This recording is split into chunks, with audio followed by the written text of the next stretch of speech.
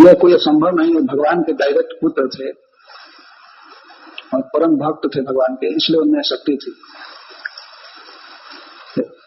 1 करोड़ वर्ष के बाद जो गृहस्थ आश्रम त्याग दिए और अपने पितामह के, अपने पिता ऋषभदेव और पितामह महाराज नाभि के द्वारा बनाया हुआ जो पितृ पैतामहम जो घर था, पितामह और पिता का बनाया हुआ घर समस्त सुख सुविधा से पूर्ण, उस गृह को त्याग दिया। और गृह त्याग कर कहाँ गए?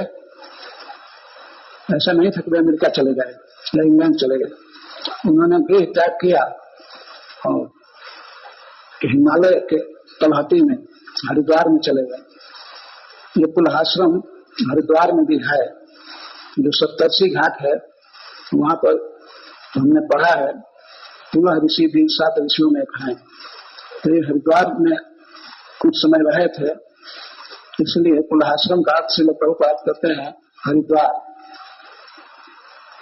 7 ऋषि जन्म हुए और गंगा जी 7 ऋषियों के आश्रम से होकर के बहती थी। वहां गंगा जी की 7 धाराएं हो जाती थी। आज भी हरिद्वार में गंगा जी की कई धाराएं हैं, 3-4 धारा तो हम गिने हैं, लेकिन उस समय 7 धाराएं बहती थी। ऋषियों के आश्रम को पवित्र करती थी गंगा जी। तो पुलह ऋषि वहां रहते थे, लेकिन बाद में पुलह ऋषि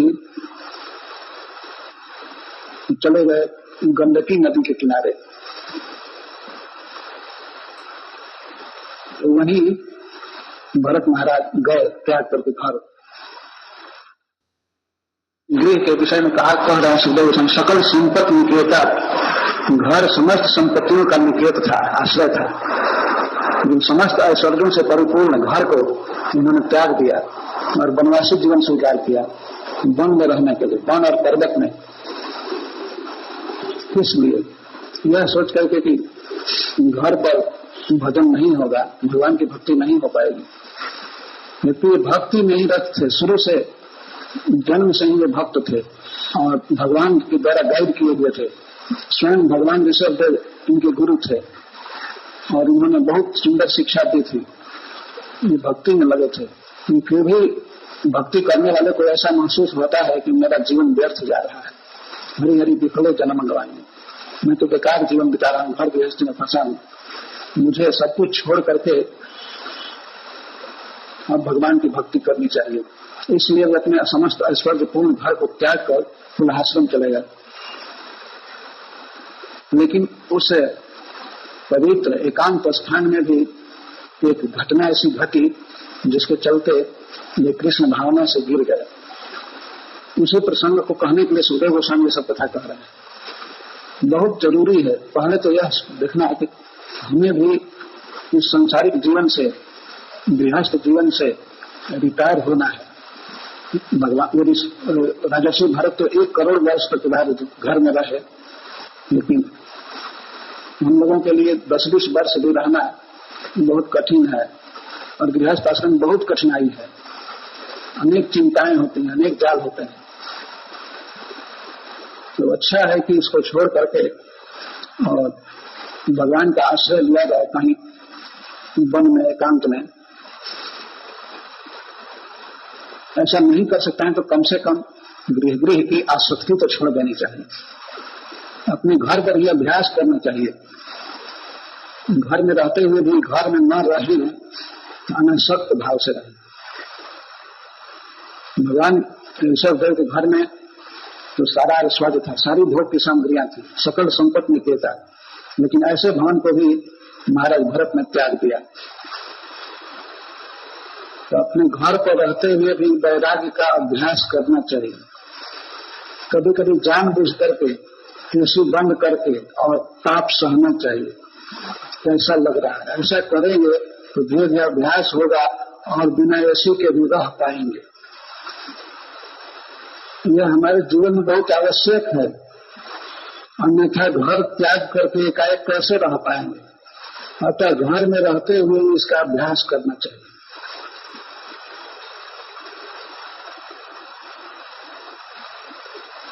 और कभी कभी भूखे रह जाना ये स्वीकार करना चाहिए, कम से कम एकादशी को कैसे हम भूखे रहेंगे, इसका अभ्यास कैसे वन में चले जाएंगे। अगर हम अभ्यास नहीं करेंगे तो हम वन में जा नहीं पाएंगे, और जाएंगे भी तो वहां भी एसी रूम देखेंगे और बहुत अच्छा स्वादिष्ट भोजन देखेंगे और बहुत बढ़िया रेस्टोरेंट खोजेंगे, तो त्याग क्या किए। इसका कारण यह है कि हमने प्रैक्टिस नहीं किया।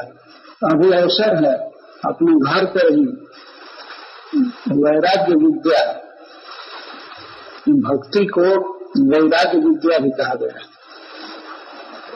एक दिन घर तो छोड़ना ही है, तो इसलिए अभी से अभ्यास करना चाहिए। इसलिए हमारे वैदिक सिस्टम के अनुसार पहले वानप्रस्थ आश्रम, वानप्रस्थ आश्रम का अर्थ ही है वन की तरफ प्रस्थान करना। गृहस्थ आश्रम के बाद ही यह वानप्रस्थ आता है। तो सबको इसकी तैयारी करनी चाहिए। 50 वर्ष का हो जाने के बाद तो वानप्रस्थ ले ही लेना चाहिए। वानप्रस्थ का मुख्य धर्म है तपस्या, ठंडा गर्मी सहना, भूख प्यास सहना, सब मानक मान।